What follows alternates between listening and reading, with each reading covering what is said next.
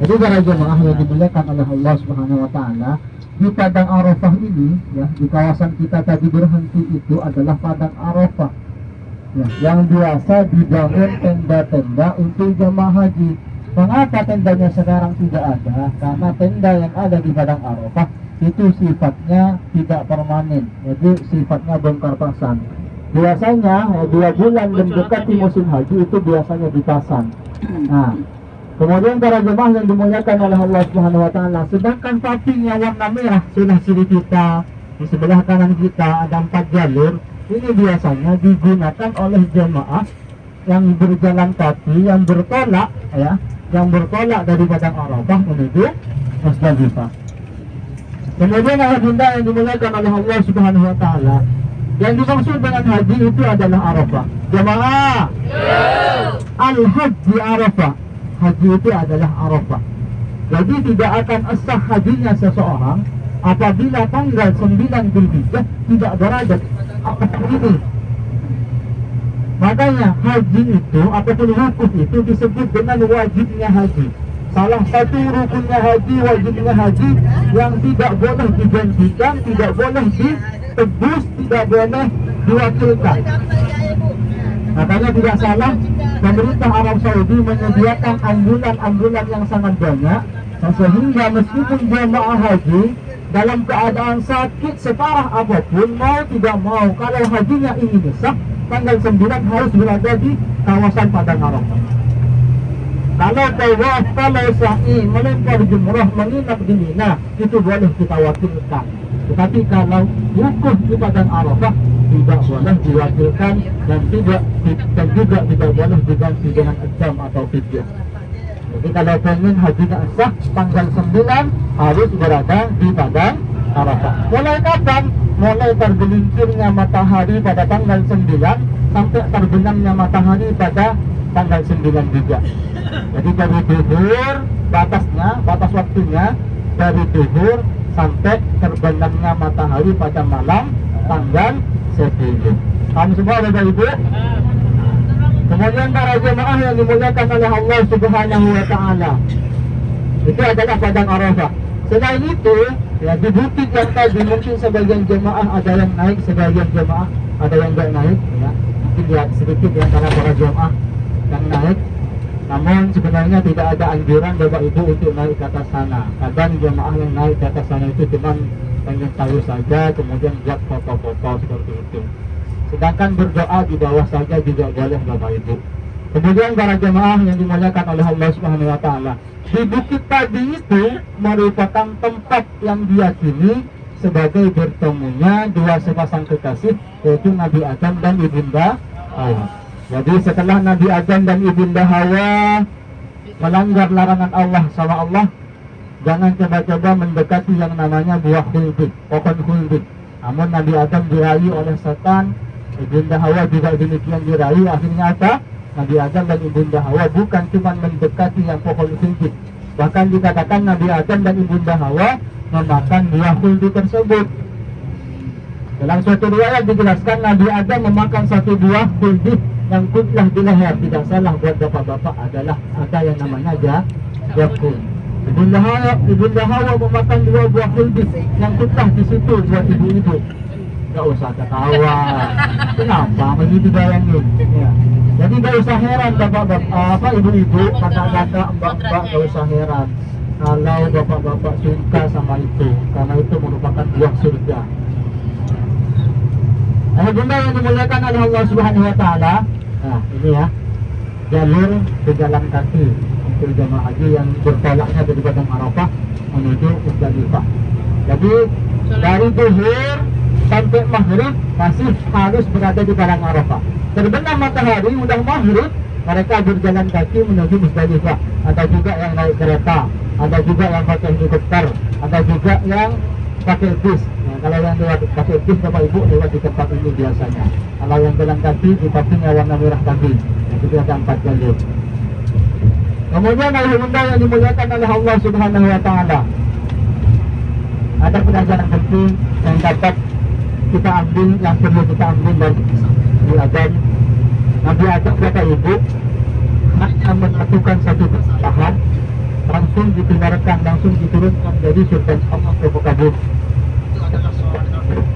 Bagaimana dengan kita, ya, hamba sahaya, hamba yang lemah, banyak salahnya, kita tidak terhitung salahnya berapa, dosanya berapa, apalagi yang berbicara di depan, masya Allah, ya, salahnya, dosanya sangatlah menyimpang. Jadi kalau kita pikirkan Bapak Ibu, kalau kita mengaca kepada Nabi Adam hanya melakukan satu kesalahan, kemudian dikeluarkan dari surganya Allah, bagaimana dengan kita? Nah, namun Bapak Ibu, kalau kelak kita masuk ke surganya Allah, itu bukan karena ibadah kita yang banyak, bukan karena dosa kita yang sedikit, melainkan karena kasih sayang Allah kepada kita.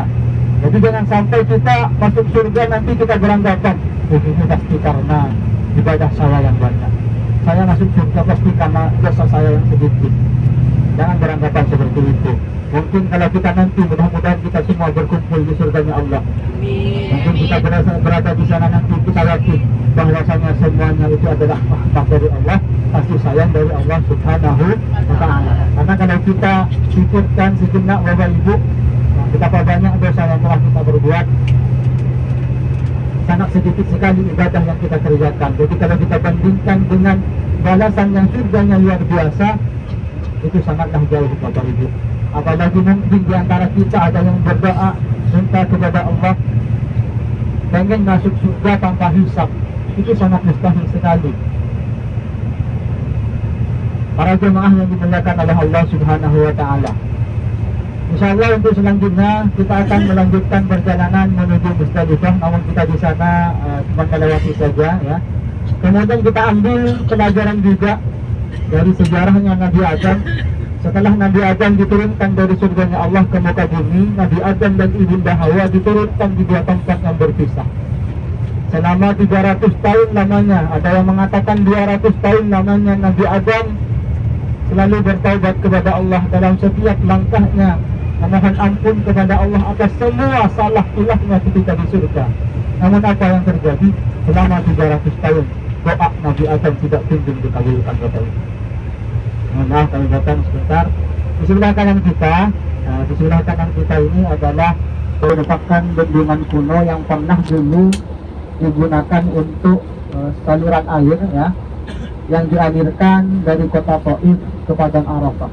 Jadi Siti Zubaidah ini Bapak Ibu merupakan istri daripada Raja Harun Ar-Rasyid yang kala itu pernah bermimpi, dalam mimpinya didatangi oleh sekumpulan jemaah haji. Setelah mimpi tersebut ditakwil, ditafsir, maka Siti Zubaidah diperintahkan untuk membangun sebuah bendungan, yang mana bendungan tersebut dialirkannya air dari kota Taif ke Padang Arafah. Yang ketika itu jemaah haji sedang kekurangan air. Nah, namun sekarang cuma tinggal bendungannya saja, cuma tinggal tebingnya saja. Sekarang jemaah haji yang wukuf di Padang Arafah, ya, mendapatkan air itu dialirkannya dari Jeddah, dari Laut Merah. Kemudian para jemaah yang dimuliakan oleh Allah Subhanahu wa Ta'ala, bertolaknya jemaah haji, berpindahnya jemaah haji dari Padang Arafah menuju Musdalifah itu bermacam-macam yang sudah saya sampaikan tadi. Ada yang jalan kaki, ada yang pakai bis, sedangkan yang pakai kereta lewat, ya, di sebelah kiri kita ini, ya, yang dari kereta. Namun kereta api ini khusus jemaah-jemaah yang hidupnya mantul. Kalau besek nggak boleh, boleh, jangan, tunggu. Maksudnya gimana? Dalam artian Bapak Ibu, jadi kereta ini rata-rata dikhususkan untuk orang-orang Arab saja, ya, penduduk pribadi saja. Kalau orang-orang kita sangat jarang sekali, mungkin dengan menteri-menteri, ya. Jadi sangatlah. Kemudian para jemaah yang dimuliakan oleh Allah Subhanahu wa Ta'ala, sekarang kita sudah masuk di kawasan Musdalifah, ya. Kita melihat itu adalah pelang warna ungu, itu adalah batas daripada Musdalifah. Jadi papinya warna merah tadi, 4 jalur tadi semuanya akan bertemu di satu titik di tempat ini Bapak Ibu. Nah, bayangkan jemaah haji ketika berjalan kaki itu tidak mengenal lelah dan tidak mengenal letih, semuanya terasa lega saja. Kenapa? Karena semua orang berkumpul berjalan sambil bertalbiyah Bapak Ibu. Kemudian para jemaah yang dimuliakan oleh Allah Subhanahu wa taala, sekarang kita sudah masuk di kawasan Musdalifah. Lalu di Musdalifah ini memang tidak ada tendanya, baik tenda yang permanen maupun tenda yang bongkar pasang. Karena di Musdalifah ini jemaah haji cuma bermalam saja sampai batas akhirnya jam 12 malam. Selepas jam 12 malam, semua jemaah haji meninggalkan tempat ini. Di sebelah kanan ini adalah Masjid Masy'aril Haram.